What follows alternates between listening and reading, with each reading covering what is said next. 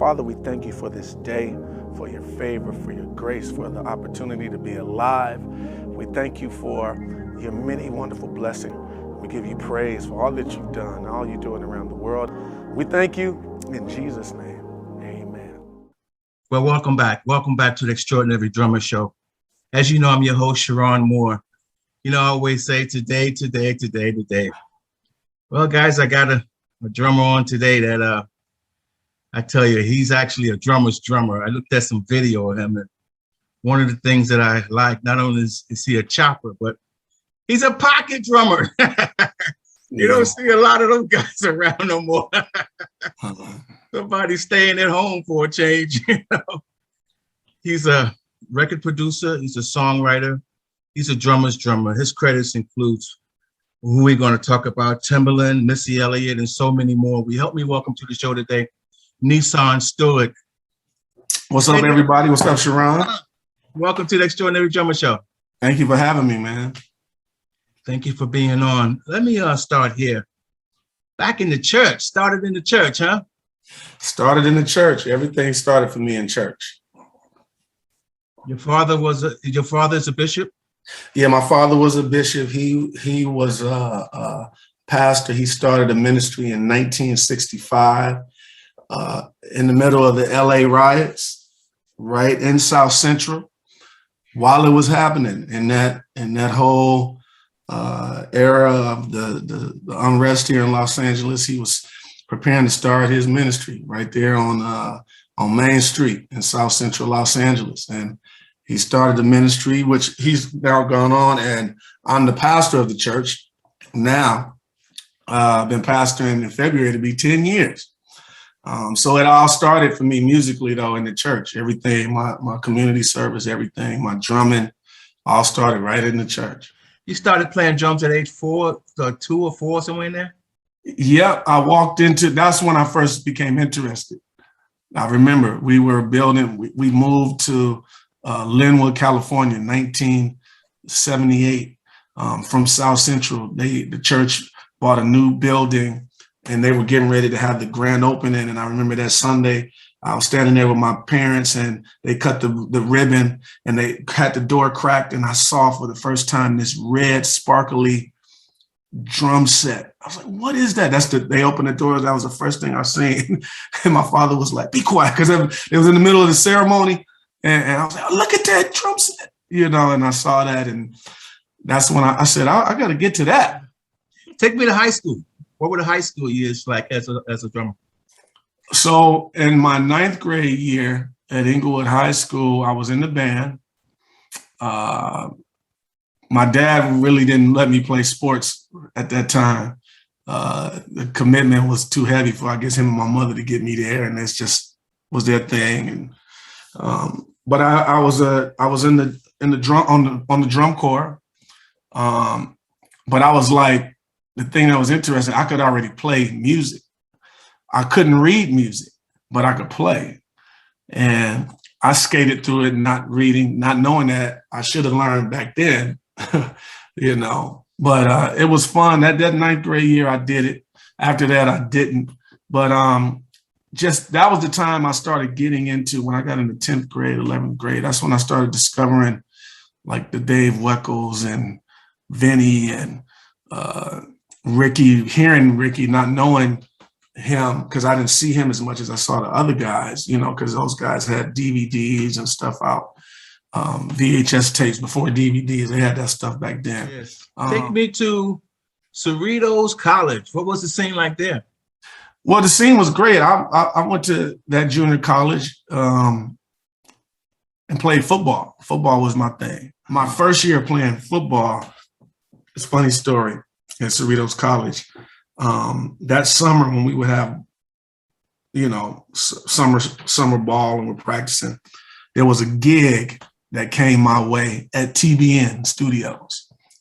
There was a cat, Leon Patillo.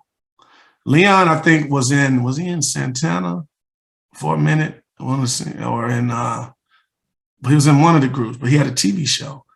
And they wanted a band. They had a band to be the backing band on the show, like kind of like a variety show, like Arsenio and, you know, the Johnny Carson show at that time, Tonight Show.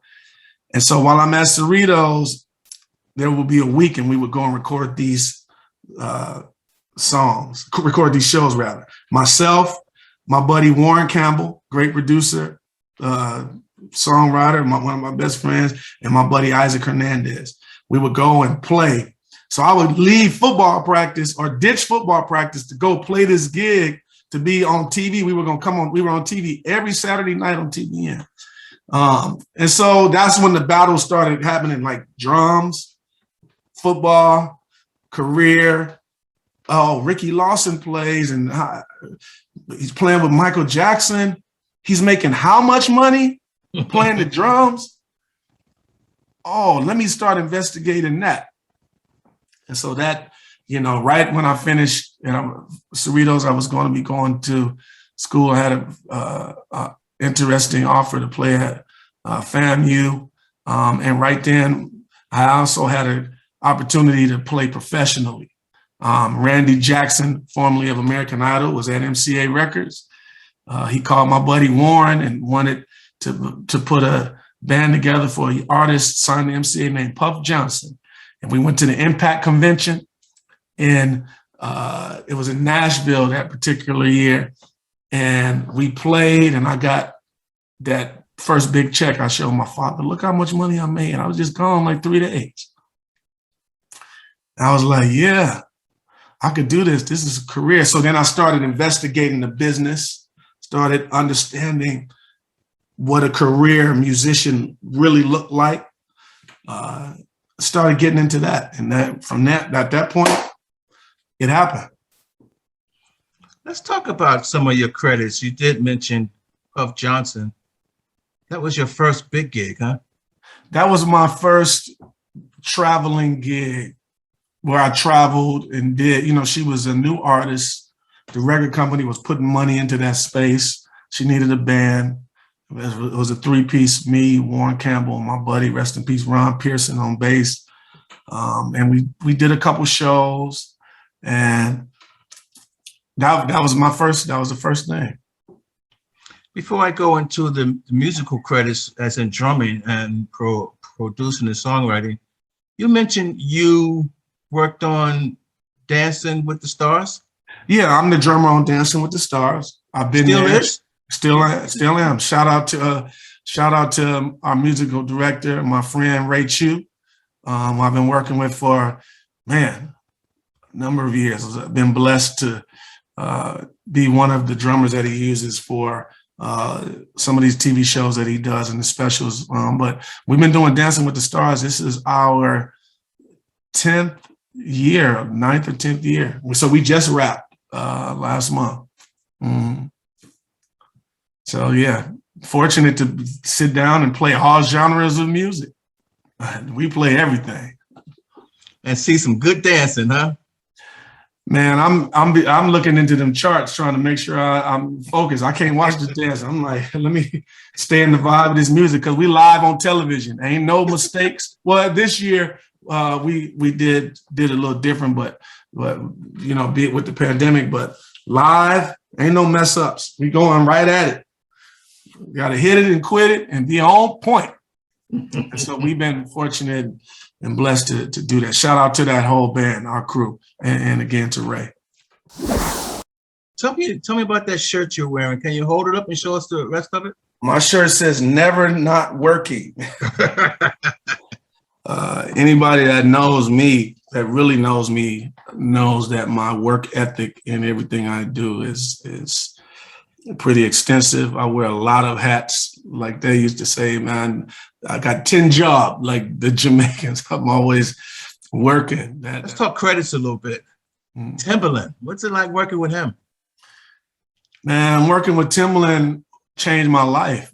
From the time we started gigging with him to him inviting us, meaning when I say us, shout out to my boys. We affectionately known that we've been tagged the name, the 100 Grand Band. So that's myself, that's Dante Nolan on bass, that's my brother Rapture Stewart on keys, and Craig Brockman, Monty Newell, part of that crew, Charlie Burrell, Dave Foreman. Timbaland us working with him, and then him inviting us into the studio to play on records, and for me showing me how to produce a record. And he was the guy that changed the game and the sound of music when it came to the drums. So being a part of it and watching Tim at work in the studio to, you know, from working with Aaliyah and Missy Elliott, that sound, Player, Genuine, and then being the drummer that played that stuff live, that changed my life, learning it. But I was able to be a part of the creative process and witness the creative process. So I understood the spirit of the record and the vibe of when it's being created, and we're in the studio with that Bob and that vibe. And then doing it on stage, that changed my life. So Timbaland, I owe so much to him, you know, and I'm just grateful for that experience, man, that boot camp. Tell me about Missy Elliott. What was that like? She's funky. Missy, hands down, one of the greatest writers and artists of our time. My first record that I ever produced, it was a Missy Elliott record. And I'm grateful for that. And then being able to travel with her and watch her creativity, there's no holds barred on her creativity, from the beats to the, you know, to the production of the live performance. Us going on tour with her and working with her for years, and then being in the studio to write songs with Missy as a drummer, producer.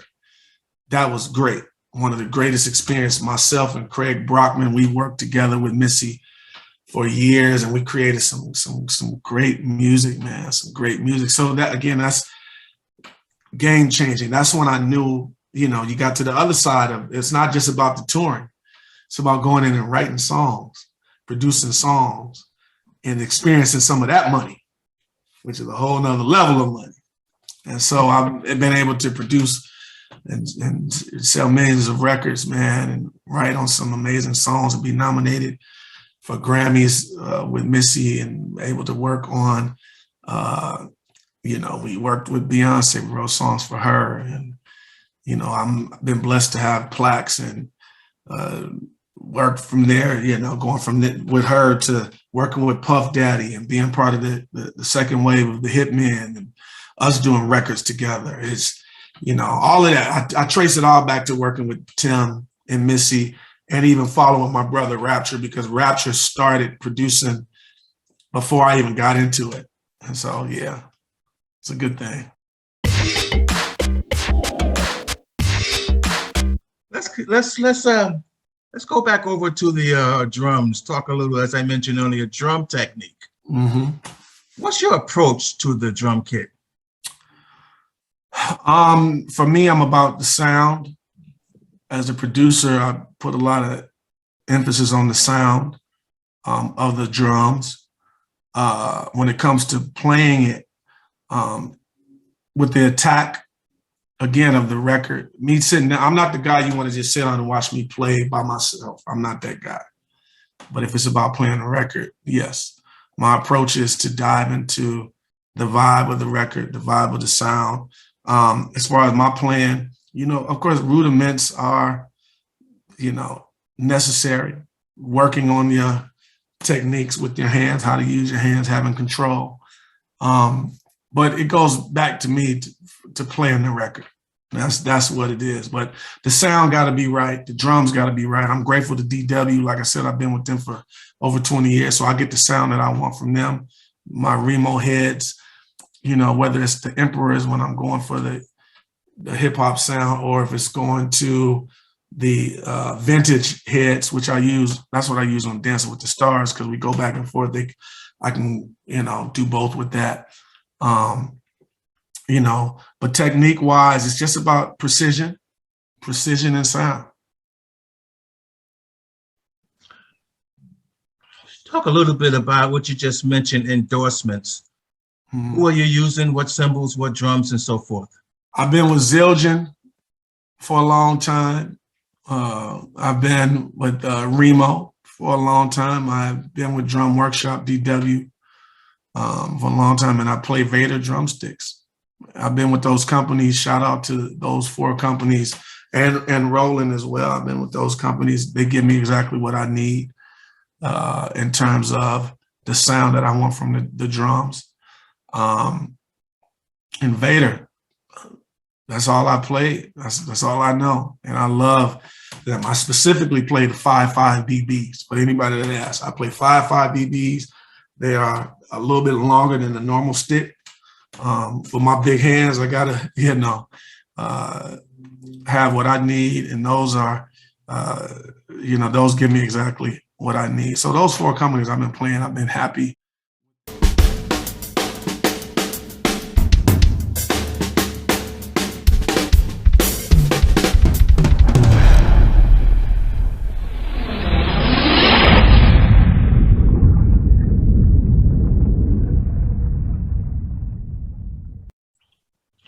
Nisan, we do a thing on the show I call Word of Advice, where I ask the drummers, I ask the guests if they will leave a parting word for the upcomers, as we just spoke of, that are trying to get traction in this game, even the older guys or the established guys. Would you leave them a word of advice, please? The word of advice, one word I would leave is humility. Humility will get you far. Now, I'm not talking about being weak. A lot of people hear that word and think you have to be aggressively arrogant. No, humility. Number one, because people want to be around good people. Number 2 is you have to remain humble and appreciate what the opportunities that you have, because it could be gone like this. These past few years, we've lost many great people, musicians, drummers, friends, loved ones. I say remain humble and appreciate the ride, because you don't know how long you have, but stay humble. Stay humble. There's always somebody better. There's always somebody else that can fill your shoes. You are not the end all, be all, but play and have fun and be humble. Before I let you go here, I wanted to squeeze this one in. I had one other question, a follow-up after this. Tell me about the Soul Seekers. Oh, man. The Soul Seekers is one of the joys of my life. That group, 8 friends, 9 friends, we came together in 2000, year 2000, at a concert I was having at my church. We were doing a tribute to then what was considered old school gospel in 2000. Myself, Warren Campbell, Teddy Campbell at the time, Jubu Smith, Charlie Burrell, Eric Seitz, Craig Brockman, Gerald Haddon. We came together and formed a group. We love the quartet sound of gospel, the Southern quartet sound of gospel. And we came together and started that group, man. And we've been able to write some songs and have some fun, man. Just lifting people's spirits up with good gospel music, just trying to encourage them. So, yeah, we have a new record that's going to be coming out in 2022. So, yeah, the Soul Seekers is a fun thing, man. There's an old song we used to sing. Some people used to sing it during testimony service. They say if you're going to sing, don't testify. If you're going to testify, don't sing. But we're going to sing. So if you know this song, I want y'all to sing it with us. Come on, Chris. I said, ain't nobody do me like Jesus. Can't nobody do you like the Lord. Can't nobody do me like Jesus. He's my friend. Come on, y'all sing it with me. Can't nobody do me like Jesus. Do me like Jesus. Can't nobody do me like the Lord. Do me like the Lord. Can't nobody do me like Jesus. Do me like Jesus. Because he's mine. Let's sing that one more time. I said, can't nobody do me like Jesus. Do me like Jesus. Can't nobody do me like the Lord. Do me like the Lord.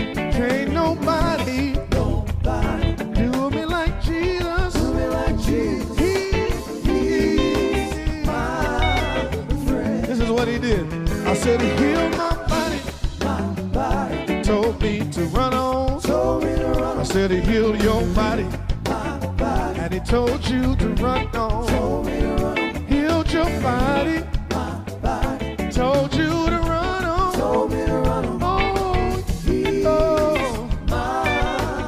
Let's take it back to the top. I said can't nobody do me like Jesus.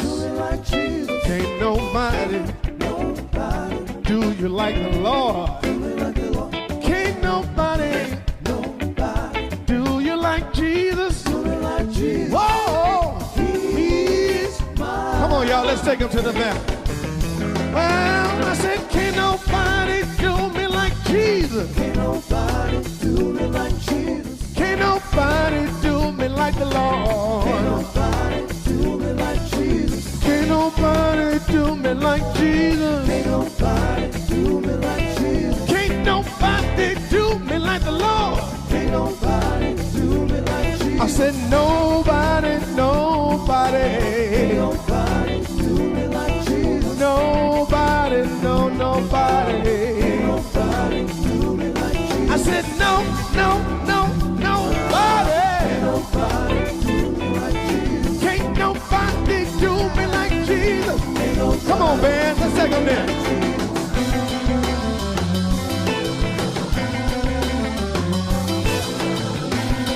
Come on, that's too good to sit in your seat. Get up out your seat at the house. Put your hands together.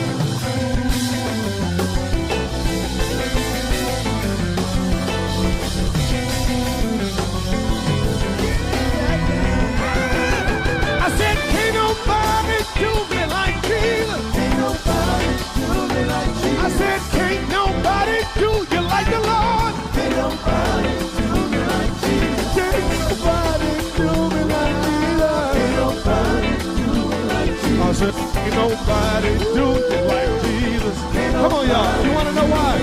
Because he's my friend. Come on, sing it with me, y'all.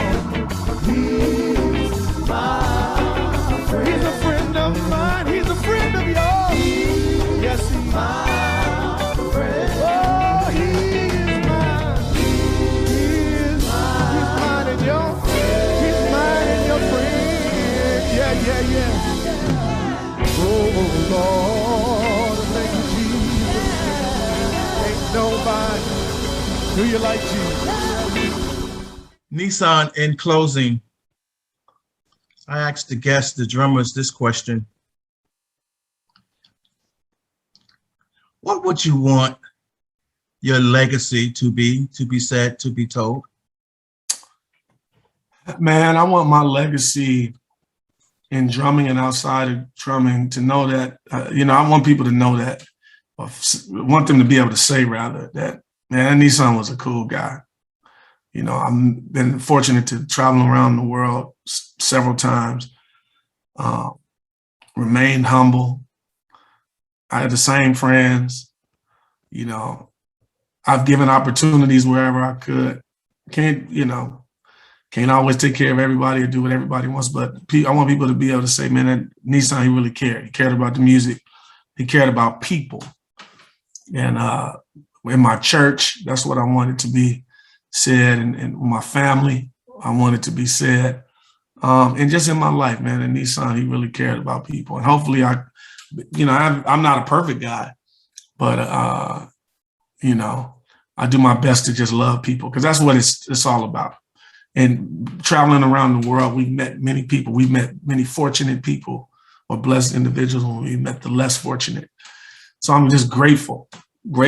I may not have the dream car, I may not have the dream house, the dream this, the dream that, but I learned to be content as I'm striving for great things. Those things, the house, the car, whatever, those things they don't make you. It's what's in your heart. And so I want people to say, man, that Nisan had a good heart, man.